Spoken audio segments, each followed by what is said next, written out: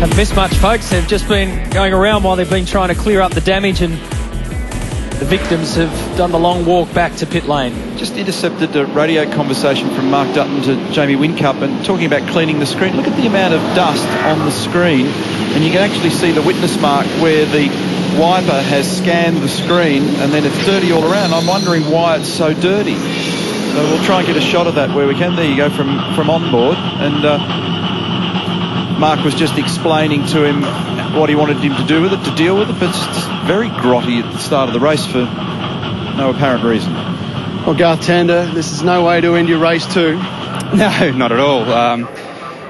Sort of in the middle of the pack, and we got through fine yesterday. Everyone was pretty smart about it, but not so smart tonight. What happened out there from where you were? From what I could see, it looked like Tony D'Alberto was off the track trying to pass everyone in the first lap and came back on, and I think Slady said he got turned around and bang, Slady and I went front to front, and it's just destroyed both cars. So pretty disappointing, because you don't win the championship in the first lap, you don't win the race in the first lap. So we'll go to Adelaide and fight back. All right, thanks, Garth. All the best. A good summation there from Garth Tander. He was the car behind and he could see what was going on. And that's a pretty good summary. As I said, Garth Tander very disappointed. And when you do get caught in the middle of that, sometimes it's just not even in your interest. You just end up in the wrong spot at the wrong time. We're behind the safety car. We'll be back with you shortly.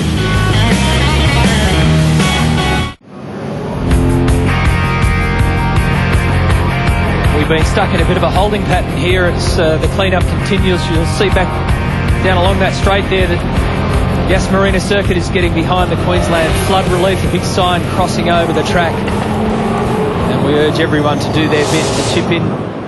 Now, this is an incident involving Steve Owen that's just occurred at the exit of pit lane as he comes out, whacks straight into Carl Reindler. And that's an unsafe release, and so once race control sees that, it's just an automatic penalty. They were urging him to merge, but there wasn't sufficient room between the two cars.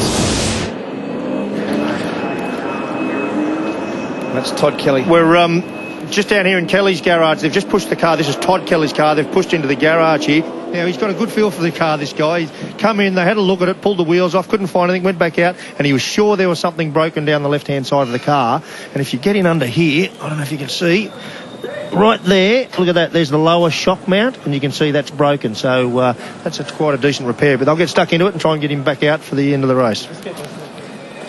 Yeah, he was driving that conversation, wasn't he, Larko? You're right, he had such a great feel for the car. The crew were looking. He knew that something was up. That's experience for you. It's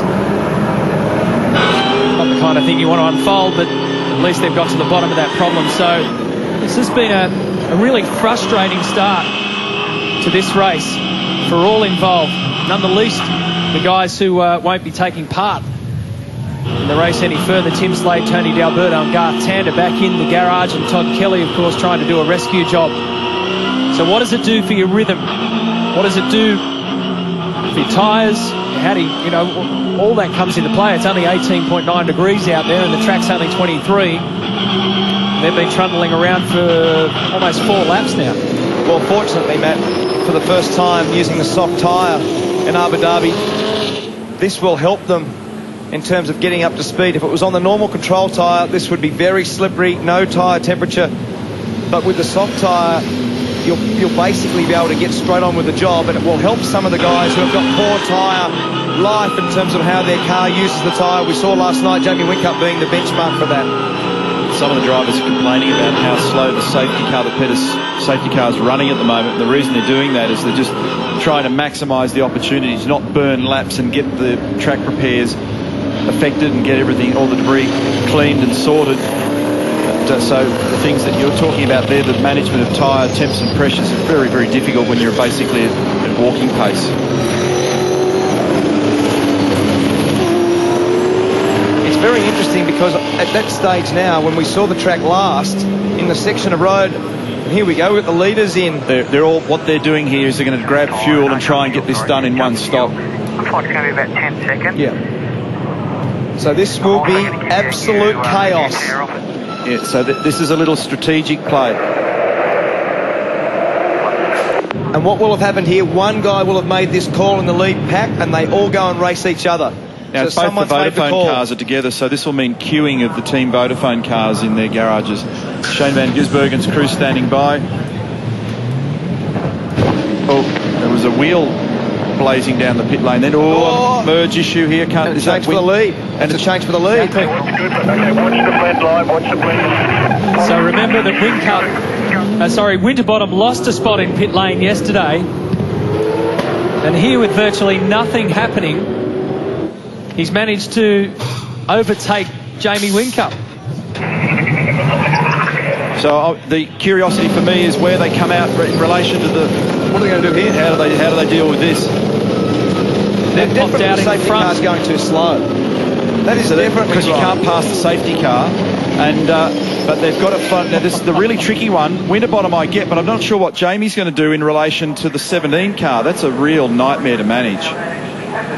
Well, I don't think Junior's going to open the door for him. And you've got Alex Davison's not happy. You can see the body language with him at the moment, just trying to get position back from Jamie Whincup. So that would be hard for a driver to resolve, because you don't have the peripheral vision to know precisely where you were relative to other cars. You need to judge fact.